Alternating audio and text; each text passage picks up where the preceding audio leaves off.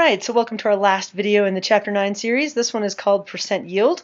Percent yield is a measurement of how efficient a chemical reaction is. In chemistry, whenever we put two things together in a beaker and let them do their thing, it's pretty unlikely that we're actually going to get 100% of the reactant that we think we would, for a whole bunch of reasons. They don't come in contact with one another. Reactions reach something called equilibrium we'll get to later on in the year. A variety of things can block it from actually going 100%, giving us all of the yield that we think we should get. And so we need to have a real simple way of calculating really how efficient a reaction is, and it's called percent yield. It's a pretty simple process once you realize what it is. We're going to take a look at the Haber process. Once again, you've seen this before. This is the reaction where nitrogen and hydrogen are reacted together to produce ammonia, and this is actually big-time money. It's done on the industrial scale in huge fertilizer factories, plants, and manufacturing plants. I'll show you on the next slide.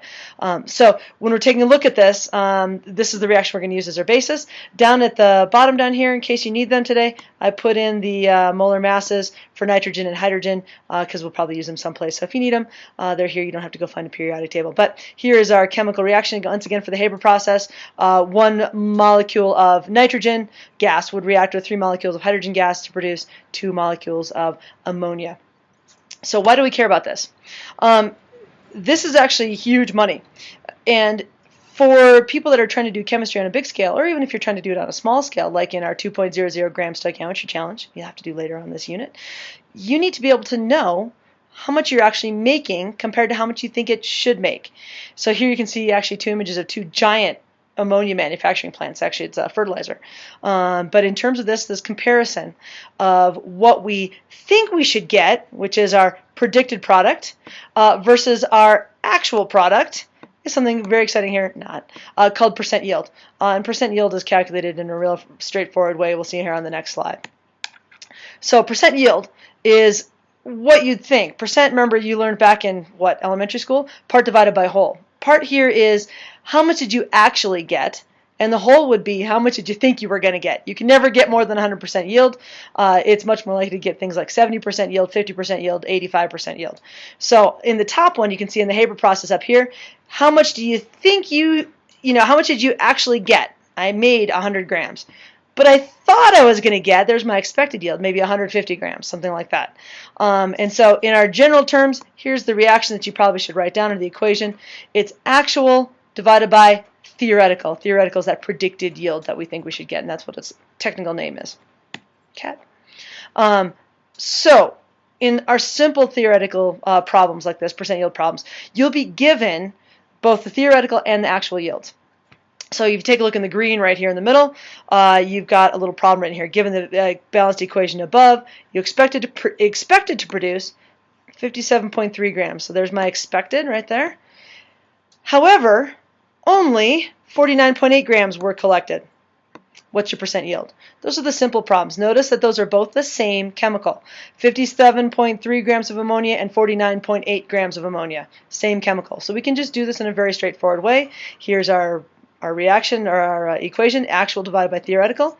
Our actual, we actually got 49.8. Our theoretical, we thought we would get, or expected to get, 57.3. So now it's just plug and chug. Here's our equation right here. 49.8 divided by 57.3 times 100 to give us a percent. We get 86.910999, etc., which in 3 sig figs is 86.9% yield. That's a pretty decent, actually, percent yield. However, unfortunately for you guys, a lot of our percent yield problems are actually a little bit more complex. So take a look at the green problem that's on here. You reacted 50 grams of nitrogen gas with excess hydrogen gas, enough to do whatever you need. And a total of 45.6 grams of ammonia were collected. What's your percent yield? Here's the big problem. Please, please, please be aware of this. Notice in the problem that the two masses that we have are not the same chemical.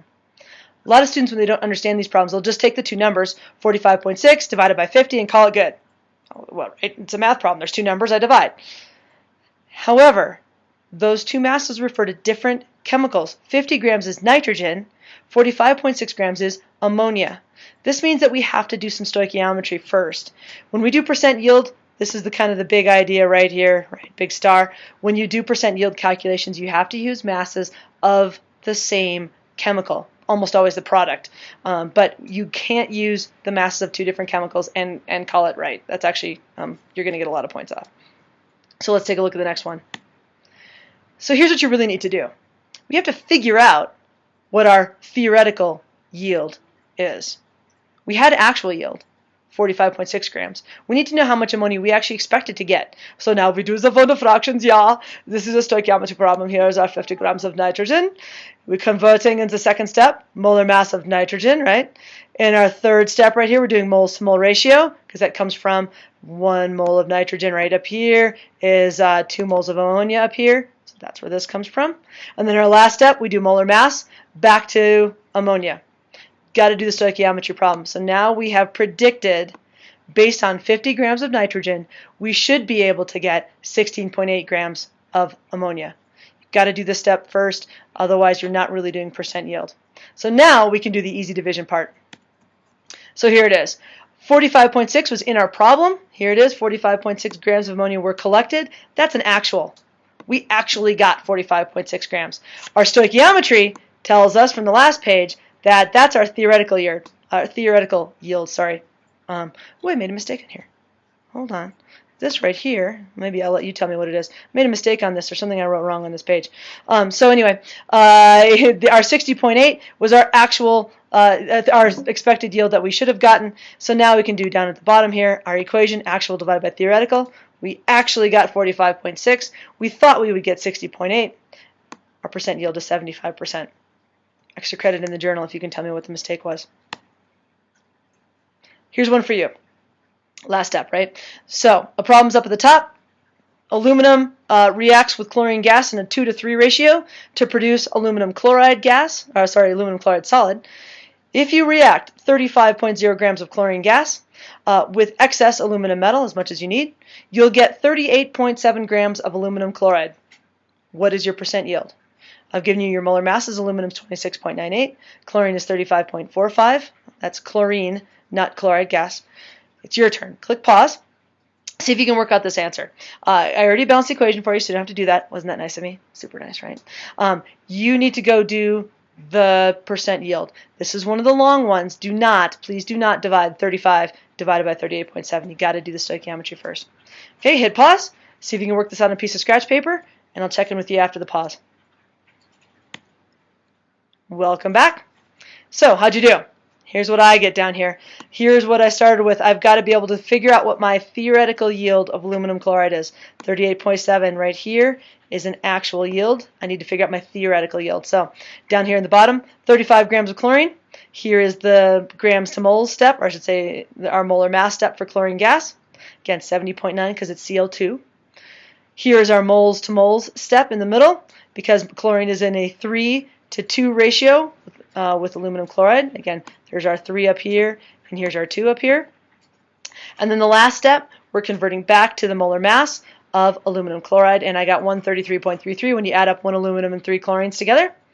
So, as far as this is concerned, our expected mass, our theoretical mass, is about 43.9 grams of ammonia. I want to put in there. And here it is plugged into our final equation. Now notice, this 38.7 is actual grams of ammonia. This 43.9 is our predicted grams, or our theoretical grams of ammonia.